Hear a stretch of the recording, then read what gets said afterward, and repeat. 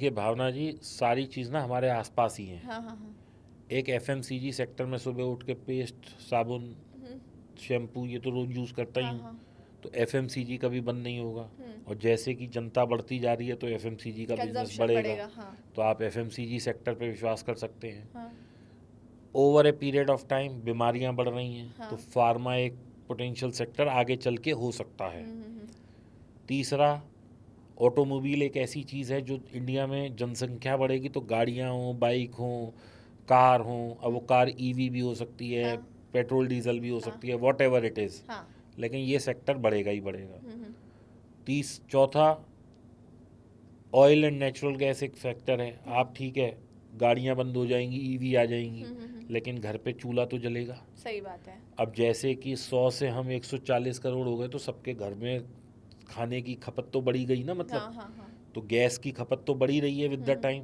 ठीक है, मैं मान सकता हूँ कि पेट्रोल डीजल की खपत कम हो जाएगी क्योंकि ईवी आ गया, लेकिन ये ईवी भी बहुत सस्टेनेबल नहीं लगता मुझे, क्योंकि जो लिथियम आयन की बैटरी बन रही है वो lithium is more polluting than carbon pollution. Okay.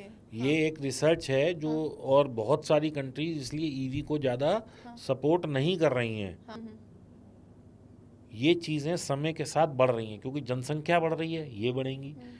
फिर एक सेक्टर आप जैसे कपड़े हैं, टेक्सटाइल। टेक्सटाइल, हर आदमी को कपड़ा तो पहनने को चाहिए ही ना। Very true. हाँ। तो ये सेक्टर कभी बंद नहीं होगा। जैसे जैसे पॉपुलेशन बढ़ेगी इसकी कंजम्पशन बढ़ेगी। तो ये कुछ चीज़ें ऐसी हैं जो समय के साथ कभी बंद नहीं होगी। और दूसरा, ये सेक्टर बढ़े, ये सेक्टर बढ़े, ये बढ़े, ये बढ़े, मुझे नहीं पता। हाँ। लेकिन इन सब के बीच में एक कॉमन सेक्टर है जो हमेशा बढ़ता रहेगा, वो है बैंकिंग। ओके। हाँ। क्योंकि आज आप मान लीजिए एक बच्चा है, वो नौकरी कर रहा है, उसकी जैसे ही 1,00,000 1,50,000 की सैलरी हुई, उसने एक होम लोन ले लिया टैक्स बचाने के लिए। वो होम लोन उसने नहीं लिया, बैंक की तो 30 साल आगे की कमाई सुनिश्चित हो गई ना, ट्रू, वेरी ट्रू। हाँ। क्योंकि वो 25 साल का लोन ले रहा है। तो बैंक को आज ही पता लग गया कि हमें क्या ब्याज मिलने वाला है हर महीने। हाँ, और अगर इस वो तरह के लाखों करोड़ों लोग ले रहे हैं जब होम लोन, हाँ तो बैंक का तो धंधा चलने ही वाला है। हाँ हाँ हाँ हाँ। सही तो बात है। अच्छा, अब मान लीजिए ऑयल एंड नेचुरल गैस चलता है तो भी बैंक चलेगा। आपकी सैलरी बढ़ रही है तो क्या करेंगी, आदमी की सैलरी जैसे ही बढ़ती है वो या तो कार लेता है या घर लेता घर है। लेता है। अब गाड़ी भी वो लेता है तो लोन पे लेता है, घर लेता है वो भी लोन पे लेता है। और तो और छोड़ दीजिए, अगर आज ये लोन का सिस्टम बंद हो जाए तो एप्पल को आईफोन हिंदुस्तान में बेचने मुश्किल हो जाए। सही क्योंकि बात है। जो आदमी 25 से 30 हज़ार रुपये महीना कमा रहा है वो भी कहता है मैं 5,000 की किस्त दे के तो 2 साल की आईफोन ले ही लूँगा। तो मुझे अपना एक नया बिजनेस खड़ा करना है, किस इंडस्ट्री में सबसे ज्यादा पैसा दिखता है आपको?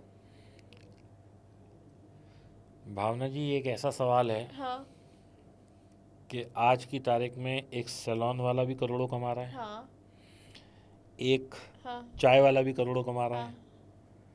डॉली चाय वाले का भी अभी एग्जाम्पल देखा हाँ हमने। हाँ तो कोई काम आज की तारीख में छोटा या बड़ा नहीं है। हाँ हाँ हाँ। हर काम में स्कोप है जहां आप अपनी डेडिकेशन और अपना पूरा 100% देना चाहो। जी। ठीक है ना। आज आप मुझे बताओ किस सेक्टर में आपको करो, जो ट्यूशन पढ़ाने वाले थे, फिजिक्स वाला नाम सुना है ना, जी। कितना बड़ा ग्रुप बन गया। Very true.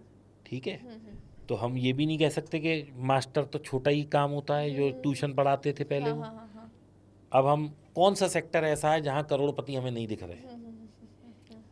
सिर्फ दिक्कत क्या है कि हम दूसरों को देख रहे हैं, हम अपने स्किल सेट पे काम नहीं कर रहे हैं। The day we will start working on our skill set, कोई ऐसा काम नहीं है जिसमें करोड़ों, मैं तो कह रहा हूँ आप यूनिकॉर्न बना सकते हैं। बस आपकी डेडिकेशन और लगन होनी चाहिए। कौन से ऐसे 3 फैक्टर हैं जो हमें ध्यान रखना चाहिए बिजनेस स्टार्ट करने वक्त? कम से कम लेवरेज होनी चाहिए, यानी कि लोन हमें कम से कम लेना चाहिए, जी। क्योंकि लोन की जो मार है वो बहुत बुरी होती है, ब्याज बहुत तेज मारता है। दूसरा, हम जिस भी फील्ड में घुसना चाह रहे हैं उसका हमें परिपूर्ण ज्ञान होना चाहिए। जी।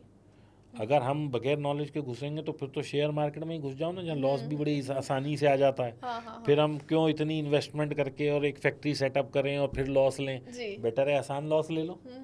तो एजुकेशन इज़ वेरी इंपॉर्टेंट, कुछ भी करना हो सीखना तो पड़ेगा। ओके दीपक जी, मैं एक और सवाल आपसे पूछना चाहूँगी नेक्स्ट। अब अगर थोड़ा सा इकोनॉमी के बारे में बात करें, आपको क्या लगता है देश में नेक्स्ट $1 बिलियन इकोनॉमी जो हमारी बनेगी वो किस सेक्टर के जरिए बन सकती है?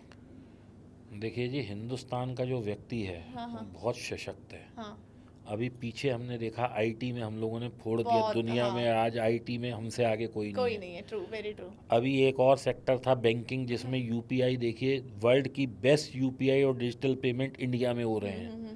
मतलब आप इससे बड़ी क्या बात समझेंगी कि आप घर से निकलें और आपको मान लो 500 या 50 या 20 रुपए की फल सब्जी लेनी है, वो जो फल सब्जी बेच रहा है वो अनपढ़ है, लेकिन वो पैसा डिजिटली ले रहा है। इससे Very बढ़िया true. तो मैं कहता हूँ डिजिटल इंडिया अपने आप में इतना बड़ा इनिशिएटिव है मोदी जी का, जिसका कोई तोड़ नहीं है दुनिया में।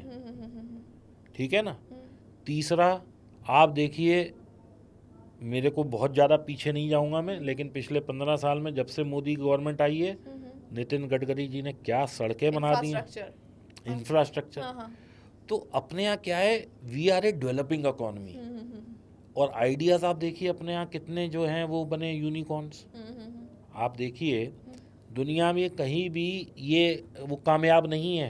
क्विक डिलीवरी एप्स जो हैं अपने यहाँ जेप्टो और ब्लिंकिट देखिए क्या मज़ेदार चल रही हैं। जी हाँ, वेरी ट्रू। तो we are a you know benchmark setter for the world in so many fields. IT में आज हमारा कोई मुकाबला नहीं है, डिजिटल में हमारा कोई मुकाबला नहीं है। ये क्विक डिलीवरी ऐप्स लोगों को लगता था सब लॉस में छूटेंगे, चल रही हैं।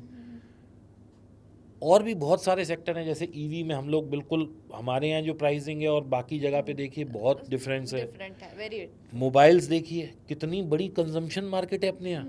कोई मोबाइल आता है करोड़ों की तादाद में पहले दिन बिक जाते हैं। एप्पल का नया फ़ोन आता है, लोग लाइन लगा के, अभी हम कह रहे हैं कि we are a poor economy, एक बार एप्पल के यहाँ जाके खड़े होके देखिए। आपके बॉम्बे में बड़े बड़े रेस्टोरेंट हैं जहाँ 1-1 साल की वेटिंग चल रही है, आज आपको वहाँ जाके खाना खाना है तो नाम लिखवाइए। जी बिल्कुल सच कह रहे हैं आप। तो हाँ। फिर कहाँ है कमी? हाँ। देखिए